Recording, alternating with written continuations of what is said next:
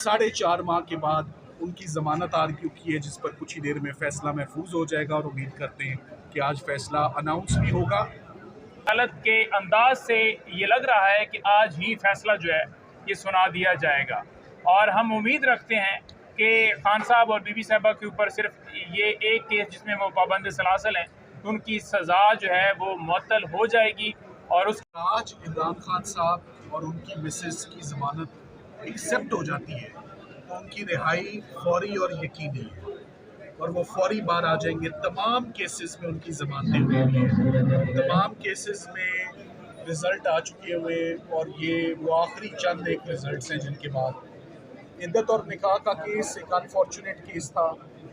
Again ये जैसे cipher conclude हुआ, जैसे तोशा खाना कंक्लूड हुआ, ये वैसे ही कंक्लूड हुआ। साइफर का अंजाम भी आपको पता है, तोशा खाना के केस में भी सज़ाएं मुअत्तल हो चुकी हैं।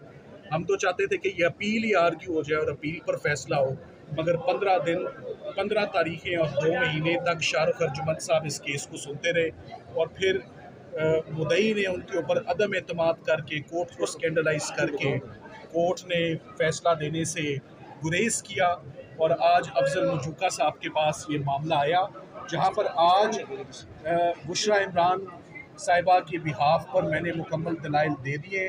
सलमान अकरम राजा साहब इमरान खान साहब को रिप्रेजेंट कर रहे हैं, वो अपने दलाइल मुकम्मल कर चुके हैं।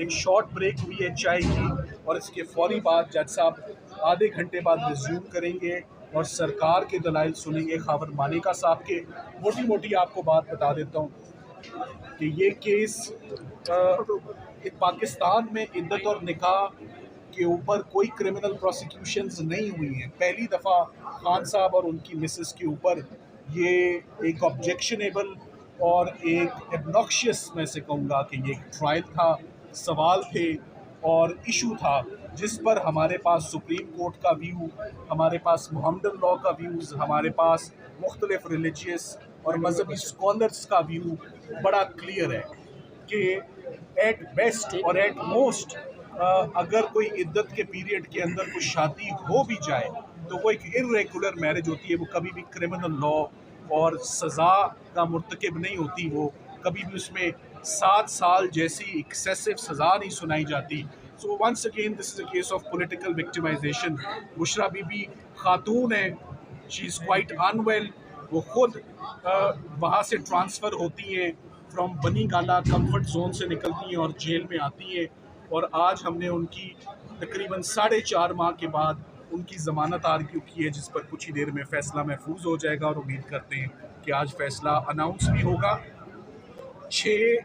2000 दिन की ताख़ीर के बाद 6 सालों के बाद मुद्दई ने ये इस्तग़ासा दायर किया है। सिर्फ यही बात काफ़ी है, जिसमें किसी बच्चे ने 5 बच्चे हैं, बेटियां हैं शादीशुदा, किसी ने खावर मानिका साहब को सपोर्ट नहीं किया, कोई कोर्ट में पेश नहीं हुआ उनके साथ। जो अगर कोई पेश हुआ भी तो वो पॉलिटिकल एडवर्सरीज ही थे, वो पवन चौधरी साहब थे जिन्होंने उनका साथ दिया इस इस्तग़ासे में। तो रात की तारीकी में 2 दिन में ये केस कंक्लूड हुआ, बच्चों को भी मौका नहीं दिया गया कि वो आके शहादत दें। सो हम बहुत पुरुमीद हैं कि ये बरियत का केस है और बरियत से पहले ये आज इंशाल्लाह सजाएं मुअत्तल हो जाएंगी। सलमान सफदर साहब, आपने सुप्रीम कोर्ट के एक केस का हवाला दिया जिस पे जज साहब ने कहा कि अगर ये सेटिस्फाइड हो गया हो तो फिर इस पर क्या कहते हैं? हम सिर्फ एक पॉइंट पर, आपने ये भी सुना होगा कि पीरियड ऑफ इद्दत तो एक मामूली सी चीज़ है जो बाद में आती है। आपने इस केस के ओवरऑल डायनामिक्स देखने हैं, आपने इस केस का ओवरऑल इम्प्रेशन देखना है, आपने इस केस में मुद्दई का कॉन्डक्ट देखना है, आपने ट्रायल कैसे कंक्लूड हुआ वो देखना है।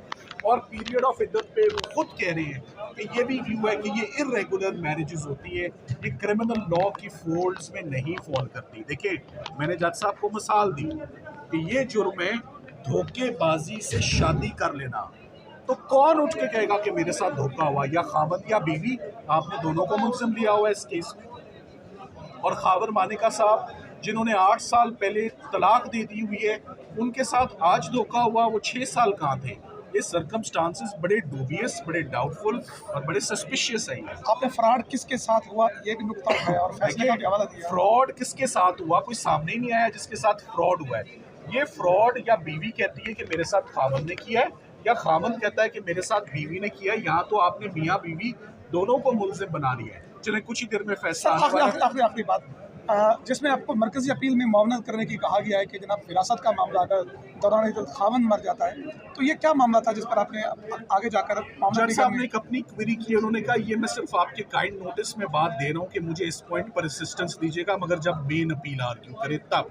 तो जज साहब आज इंशाल्लाह यकीनी जमानत पर जो भी उनका फैसला है, हम उम्मीद करते हैं कि ये जमानत का केस है, थोड़ी देर में जमानत थैंक यू सर। तो सलमान सफदर साहब, खान साहब की रिहाई की कितने उम्मीद है आप लेकर, क्योंकि अगर किसी और केस पे डाल दिया जाता है तो फिर देखिए जो हालात हैं वो आपके सामने हैं।